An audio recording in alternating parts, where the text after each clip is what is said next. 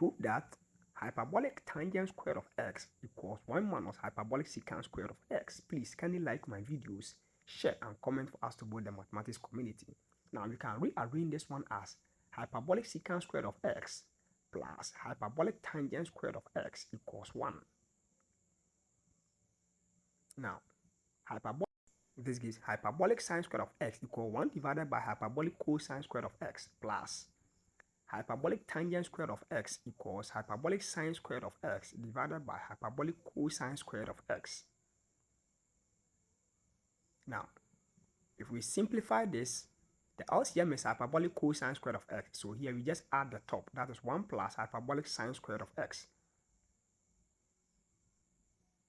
All divided by hyperbolic cosine squared of x. And we know that the hyperbolic sine of x is defined as e to the power x minus e to the power negative x, all divided by 2. So we square it.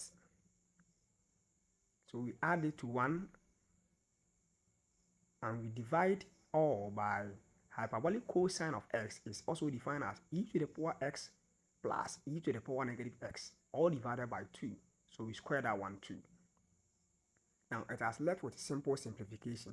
So here we have 1 plus, if we square e to the power x, it is simply e to the power x plus x. So that gives e to the power 2x.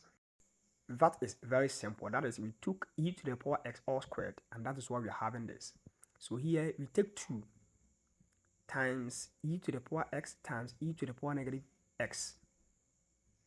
So in this case, we are going to have negative 2 times e to the power x plus minus x. That gives e to the power x minus x. And this gives 2 times e to the power 0. And here we are going to have 2. But there's negative sign there, so we put a negative there.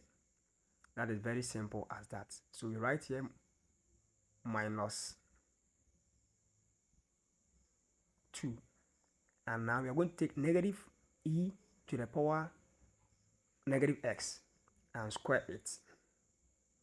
So if we square it, we are going to get positive e to the power negative 2x. Wow.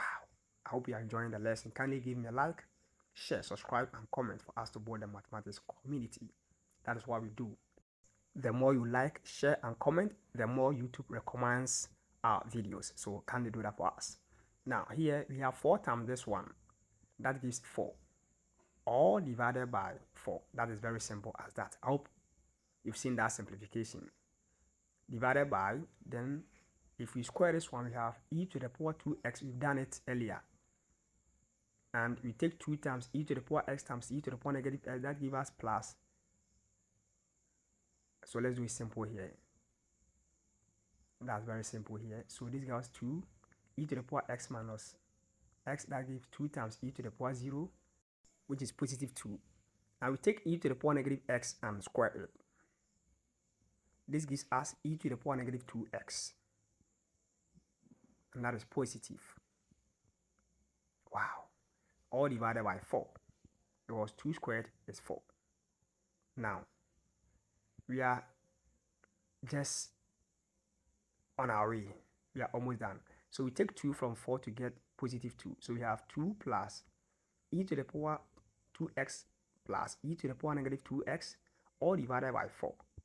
Times, then we turn this expression upside down to get 4 on, then we can rearrange this one and write it as 2 plus e to the power 2x plus e to the power negative 2x. Now, we are done. 4 cancels 4, and we have 1 here and 1 up.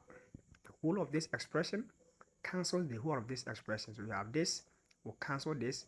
We have 1 here and 1 here. 1 times 1 is 1.